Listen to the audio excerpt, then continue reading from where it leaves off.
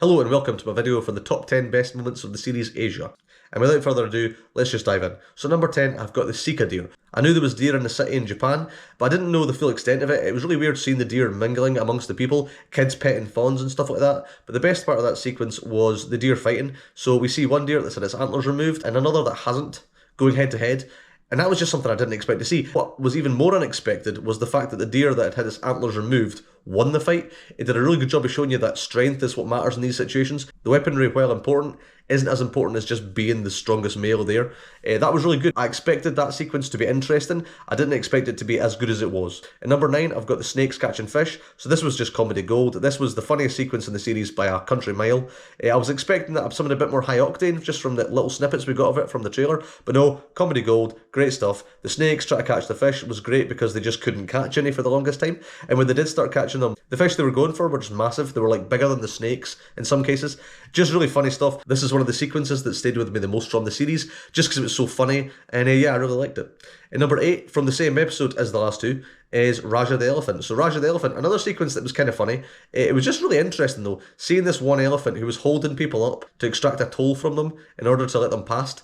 Was really interesting. It was really interesting seeing the other elephants that also tried to mimic his behaviour, but just not as successfully. This really is like a diamond in the rough situation. It reminded me of the macaques in Planet Earth 3, the ones that were nicking phones to get food. This kind of stuff where it shows you animals adapting to humans in an unusual way is always fascinating for me. So I really like that sequence, and yeah, it's pretty good. At number 7, I have the Tibetan fox. So the Tibetan fox, I popped up in Planet Earth, and I think that's a weird sequence. It was kind of funny. So I was kind of expecting more of the same, but maybe just in like higher definition. What I got was a much more in-depth look at their lives. It was really cool seeing them hunting pikas and using the yaks as cover to get them. That was really cool. I just kind of felt like it was a very intimate look at the animal's life, because before we just saw them as like kind of weird looking, a bit stupid looking. This kind of rectified that a little bit and showed you that there is a lot more going on with them. So that was really cool. I really liked that as well. At number 6, I have the Mongolian gazelles. So this was a sequence that I think will stay with me for quite a while. There weren't a lot of environmental stuff raised in this series, but of the ones that were raised, this was the most effective for me. I think just showing you the Mongolian gazelles and their migration, which is interrupted by the Trans-Siberian Railway, I think the fact that that's something we're all aware of, like we all know what the Trans-Siberian Railway is, I think it did a good job of showing you the amount of obstacles that the gazelles have to pass through to continue their migration. Not just the train, but also dogs, barbed wire. Obviously the fact that one dies is also quite sad. I think it was just very effective at showing you the negative impacts that humans have on the wildlife. It was just really good, and again, Mongolian gazelles are not an animal we see very often, so again, good to see them as well. At number 5, I've got the fur seals. This was one of the more bleak sequences. It was just showing you pups dying, getting crushed by other seals, them getting killed by orcas. It was generally quite a harsh sequence, and I think what I liked about that was that it did feel like honest nature, like this is what happens in the natural world. I think that's good. As something you don't see that often anymore. Planet Earth did a very good job of showing you that, but since then we've got less and less of that. This was a sequence that did remind you that nature is cruel and harsh, and while there's a lot of really cool and interesting stuff in nature, not all of it's sunshine and rainbows. This was a really good sequence that dealt with that, and it's definitely stayed with me, and I think it will stay with me for quite a while. And number 4, I've got probably the darkest sequence, even darker than the fur seals, and that is the Socotra cormorants. So seeing the cormorants nest in the desert is cool. What I wasn't expecting though was the juvenile cormorants, that when they're not getting fed anymore, actually cannibalize other cormorants. I didn't expect them to show as much as they did, and there was that one chick that looked like it was going to die, looked like the other juveniles were going to get it, but its parents come in and save the day. That was great. That was one of the sequences where I was like on the edge of my seat, needed that chick to be saved, but did a really good job of it at the end of that sequence, talking about how this chick, in a couple of weeks, is probably going to be doing the same things. Like, it was really interesting. It made the sequence seem a bit more grey. I think that whole sequence, again, that's going to stay with me for a while as well. Very, very good stuff. And number 3, I've got one of the most unexpected sequences, and that was the swifts and the catfish. So when I saw the swifts in this trailer, I was like, okay, that'll be fine. I've seen it before, nothing impressive.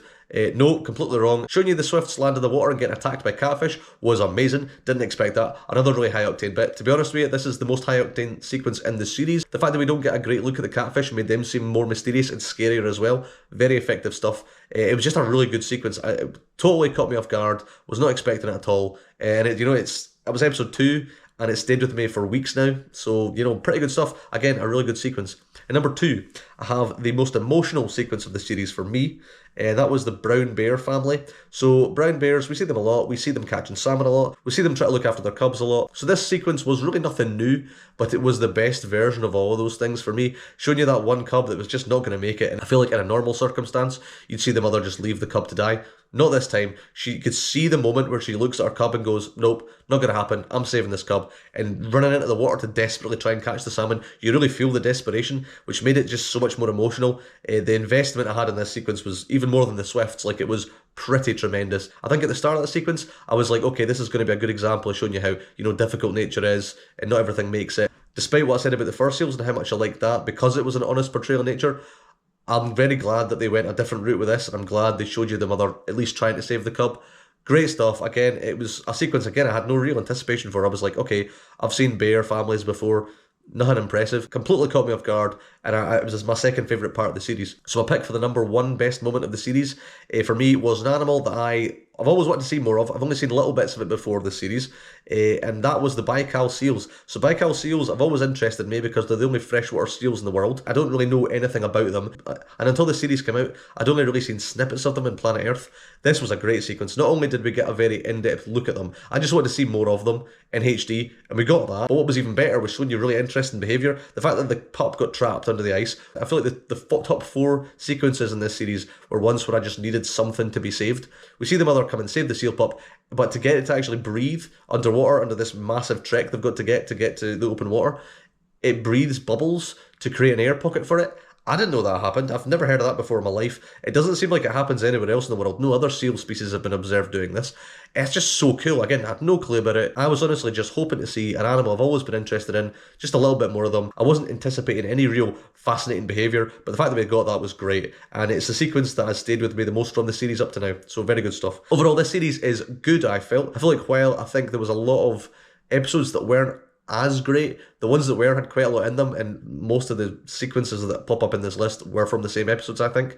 It's not one of the strongest ones by any means. Mammals was definitely better from this year, but it's still alright and it's still worth watching. So yeah, what were your picks for the top 10 list? Did you agree with mine? Were yours completely different? Let me know in the comments below. Also, this is the last video I'll be doing of 2024, so taking a few weeks off.